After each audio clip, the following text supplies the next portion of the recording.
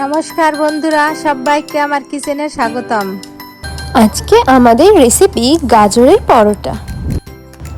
গাজরের পরোটা বানানোর জন্য সবার প্রথমে সেদ্ধ গাজর নিয়ে মিক্সিতে করে পেস্ট বানিয়ে নিতে হবে।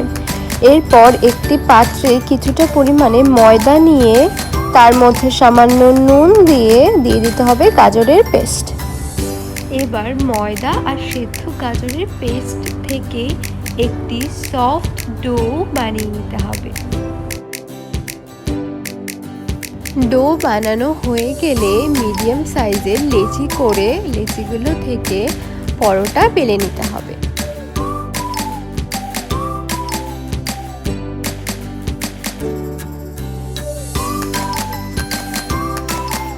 পরোটাগুলো কিন্তু খুব বেশি মোটা বা খুব বেশি পাতলা করলে হবে না, মিডিয়াম থিকনেসের করতে হবে।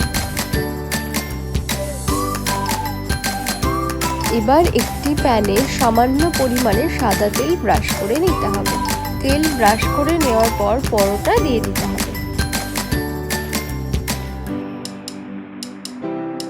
ভালোভাবে উল্টে পাল্টে পরোটা ভেজে নিতে হবে। আপনারা দেখতে পেলেন খুবই সামান্য তেলে আমরা এই পরোটাটা ভাজছি।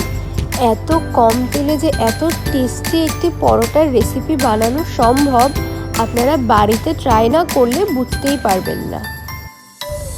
এবার একই পদ্ধতিতে বাকি পরোটাগুলো বানিয়ে নিন।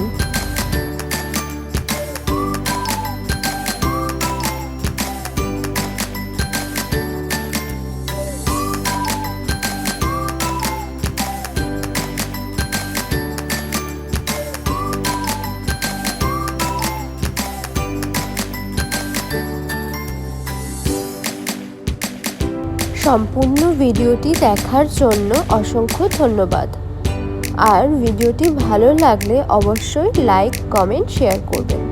এরকম নতুন নতুন টেস্টি খাবারের রেসিপি দেখতে হলে অবশ্যই চ্যানেলটি সাবস্ক্রাইব করবেন।